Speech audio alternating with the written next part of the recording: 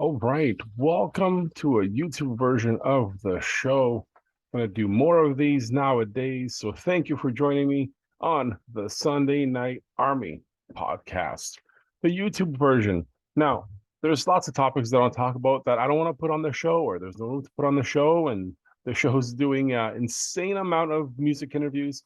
And first of all, I want to say thank you for those bearing with me. My internet connection has been garbage, and Explorenet, which is my internet provider, is trash. And I apologize for all the missed interviews this week.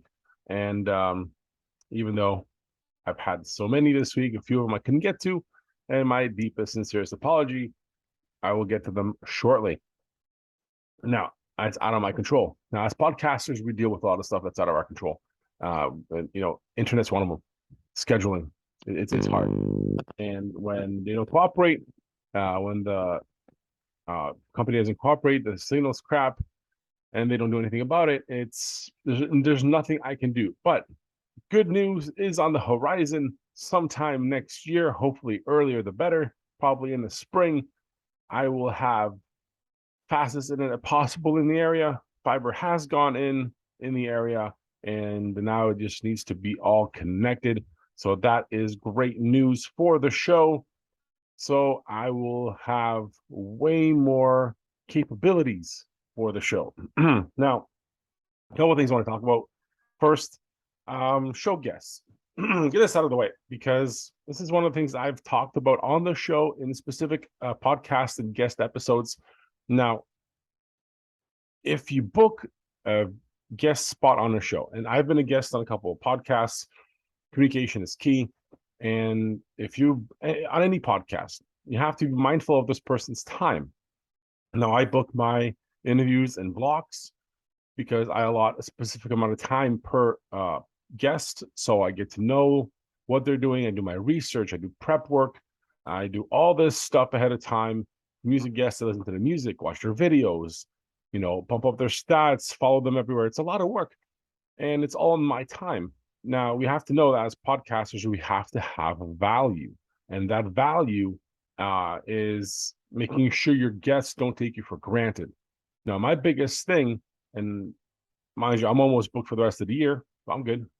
But this happens, and I book a lot for a reason, because people no show. Now, if you no show, and I know you no show for no particular reason, and you lie, now you have to remember this is my time that you've wasted.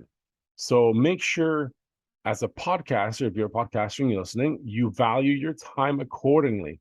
Because if these people don't care enough to be on your show, to communicate with you, to keep you in mind, and to have a place to be for a certain amount of time, then they're no value to you. Now, I value my time. Now, there's a fee for anybody that doesn't no show for my show. If you no show for an episode recording and you don't have a valid reason, like, you know what, shit, oh, you just forgot, and you didn't communicate, something came up, but you didn't communicate, rebooking fee. I have so many people that want to be on the show that I don't have time to run around after people and rebook things to their favor. Okay, like this is just how it works. You have to have respect. Now, if my time is worth something to you to rebook, there is a fee. If you want to be on the show, cool. If you miss it and it doesn't matter to you, you didn't have, wake up early enough, or didn't check your schedule, and it didn't matter to you, well, if you want to come back on, there's a fee. That's just how it is. I have to get something out of it, because it's lots of my time wasted. And I give everybody a lot of time. If you're late, to come back on the show while I'm waiting to get things going. It doesn't take much. So it is what it is. It's a business. You know what I mean? I do this for myself for fun, but my time is valuable. I could have somebody else in that spot that was allotted to you to get themselves on the show and their music on the playlist and all that other exposure stuff. So just how it is. The show's growing, doing fantastic things. Almost 90 countries have listened. Like, what do you want me to do? Like, I can't cater to everybody's needs all the time. How it is. Be, mindful of other people's time. I'm doing you a favor, not you me. Just how it is. Not being an asshole, is just don't waste people's time. And especially if you're an independent artist, you should know more than others, because time is expensive. It's true. Speaking of expensive things, here in Canada, had an interesting thing with the credit cards. Now, what's happened, and this has been misconstrued a few times through conversations with my friends. If you know what, now that if you're a business owner, anybody pays with a credit card or a debit card, you know there's a fee associated with that purchase. Now, all those fees with the credit cards here as of yesterday, here in Ontario specifically, each business owner now is allowed to transfer that fee onto its customer. So if, let's say, the credit card company charges between 0.5% to 3% per purchase, so they can use a credit card to buy things in your store. Now, all businesses were used to have to pay this fee themselves and absorb it into their costs. Now, you can transfer that fee officially to the customer as long as you have a sign posted that there's a fee while using a credit card. It has to be reflected in the bill. So you can do that now. As of yesterday, that is something that Ontario and other parts of Canada have allowed it to do. I think Quebec is the only one that has laws against this. Now, again, business owners know this, that there's fees because you have to use the Interact machines, and I have looked into this for my businesses, and these Interact machines are expensive, and of course you pay per transaction, and each credit card transaction, debit transactions costs money to the business owner, and debit, of course, way less. Credit card companies between 1 to 3% per purchase, so that's a lot of money. That's a lot of money moving it to the customer. Now, it has to be advertised here in Ontario that you are charging this fee, and the customer has to make an educated decision. Is it worth my fee, this fee to buy things here, or is it not? So that's something crazy. And these times where everybody's, penny pinching, like you have to, everything's expensive. You actually have to figure out what you want to do with that. Now, the next topic I want to talk about, something funny. Well, funny now, but not, we're not funny when I got this email. And I got this email for any podcaster or content creator that has done any affiliate marketing, any affiliate anything. You know that if you sell something, you get an affiliate code, you generate revenue for the company, but they give you a percentage of that. Now, I got an email. Bring it up on my screen here. This is from a company that you guys might know, Dr. Squatch, who makes soap and stuff. Now, earlier in my podcasting days, I think last year, I was looking into some cool brands that I wanted to associate myself with. And I applied to a few. Well, I didn't apply. I put my name in, registered, did whatever. And then I'm like, I can't put my name behind something if I don't believe it or if I don't like it. So I have to test things out. And you guys see the affiliates on my pages, on Instagram especially. You saw the supplement companies that I work with that are fantastic. And there's others in between. I work with many, and many have come and gone because of the relationships, and have done great things with affiliates. And the specific one, I think I just registered for this one, the Dr. Squatch, and I didn't really do anything with it because I'm like, well, let me try this first. And I tried it, and why am I talking about this? Because why am I talking about Dr. Squatch and my affiliate program there? Because I didn't really do one. I just registered for it. But they sent me an email August 3rd of this year. And it says this: Dear me, you have been terminated from the Dr. Squatch affiliate program. Please remove your links, as you will no longer be eligible to receive a payout for leads or sales generated. For additional information, please contact this person. I only registered for this program and I'd done nothing with it. About a year ago, nothing. So to send this email to someone who's had no interaction with this company, except for that one time where I put my name in, but I didn't do anything with it. I didn't get an affiliate link. I didn't get anything from them because there's a reason behind that. And just this email shocked me because I didn't do anything.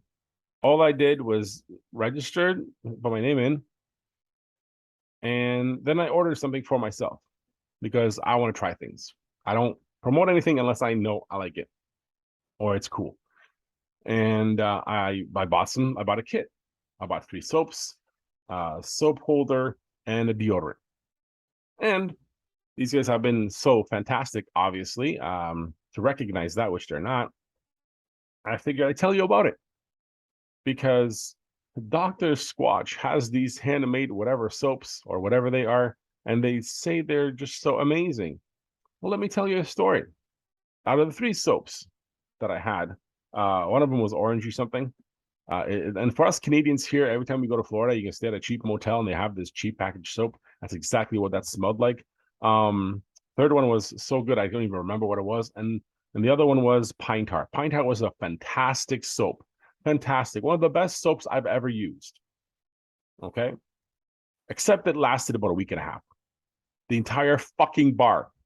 Because after a couple showers, it disintegrated into pieces. And then you showered with pieces of soap in your hand, like granules. It was disgusting. Cool soap, smell amazing. This one out of the 3 bars was actually really good. Everything else just lasted about a week and a half. Again, showering daily, like most people do. And yeah, no, it was not fantastic at all. Then the soap box is a piece of wood. Can't hate on a piece of wood. And then deodorant. And I got the deodorant. Smells amazing. But when you're putting it on, it's the driest fucking stick ever. But it smells amazing. So there's a lot of good and bad. Now, fuck these guys for sending me this email. I Dr. Squatch. Fucking bullshit. Because I didn't do anything with you at all, ever. Except buy things for myself to try it out. And I, as kind of gimmicky gift for someone, this is great. Something for everyday use, I would not ever buy anything like this because it's a waste of money. 1, it's super expensive. 2, it doesn't last long. So why would I waste my money on something like this? Again, terribly expensive, definitely not worth the money, but it's an interesting concept, like a cool gift for someone, like a one-time type of thing. But for these fuckers to send me this email is very unprofessional. So fuck Dr. Squatch and its piece of shit soap. And yeah, not supporting those guys at all. And I usually don't hate on people that much, but you just don't do unprofessional things. It's not like I'm not gonna call you out. Here we are. So don't do it. Have a better. You're a small company. Have just do better. Again, 50-50 on the product. And again, I would never buy again. Now, look at my show notes for what I'm want to talk about besides that today. You guys remember for those older folks in the area listening, chain emails? Email this, forward this. If you don't forward this, you don't, whatever. There's a concept of this happening on Facebook recently where you have this Facebook, you signed your things, don't use my pictures. And I'm going to get this exact thing here because I saved it. It's so awesome. This latest thing people are copying, pasting, and posting on Facebook as a post. Just in case notice, an attorney advised us to post this. The violation of privacy can be punished by law. Note, Facebook Meta is now a public entity. All members must post a note like this. If you do not publish a statement at least once, it will be technically understood that you are allowing the use of your photos as well as information contained in your profile status updates. I hereby state that I do not give my permission to use any of my personal data or photos. And they copy and paste this. And you think this is legit? Why do people do this?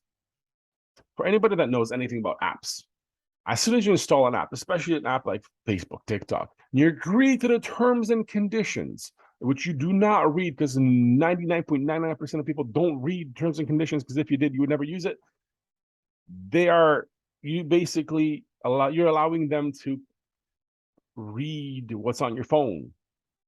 You're allowing them, whatever you use their app for belongs to them and they can use for any purposes as they see fit. Read the terms and conditions. A lot of people don't know this. They're just like, app, I want the app. But the app now controls what you do. Have you ever read the permissions for these apps? Pictures, anything you post, anything is under their control. They can do whatever they want. You're working on their program. You're utilizing their resources. Yes, they will be controlled. And posting shit like this doesn't do anything. You can't have legal quotes like this on a private system.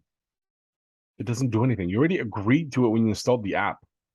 You already agreed to it when you use their services. So waste the time. Guys, just don't do it. It doesn't work. It doesn't mean anything. It's too late. It was the first day you click agree and accept. You gave all that shit away. Now, recently, everybody learned about the TikTok nonsense, how much information of your own and what they track and what they know about you. Been going on forever, guys. So there's that. The last thing I want to talk about is knowing when people lie. Now, my biggest thing, just to end this off, is I always tell people don't watch TV, don't watch the news, because it's paid for. We know this. You find other sources of information for what you're looking for. There's everything. You can find everything online. Absorb it, because anything that's given to you through the big medium is bought and paid for on radio, TV, whatever. This is why podcasts are huge right now, because it's another way of getting information out there. And I was doing this research yesterday. I was thinking about it yesterday, and